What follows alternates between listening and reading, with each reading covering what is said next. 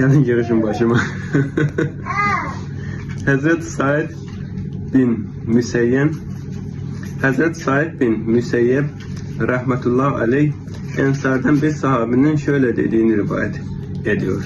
Ben Resulullah sallallahu aleyhi ve sellem Efendimizin şöyle buyurduğunu işittim.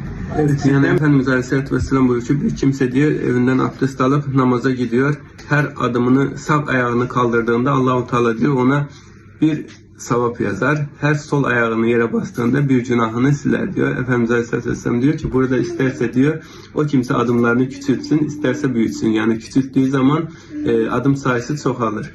Bu yüzden buyuruyor Efendimiz Aleyhisselatü Vesselam. Eğer geldiğinde bakarsa ki cemaat namaza başlamış, misal için öğle namazı, misal olarak diyorum 4 rekattır. 2 rekatını kılmışlar. Vardığı yerden imama tabi olsun. Geri kalan 2 rekatı da imam sağa değil sola salam verdikten sonra kalksın. Niye sağa değil? Olabilir belki imam sev secdesi yapacak. O yüzden sola salam vermeyi beklemek gerekmektedir. Kalkar geri kalan ikisini de kendi başına ilk 2 rekat gibi tamamlar.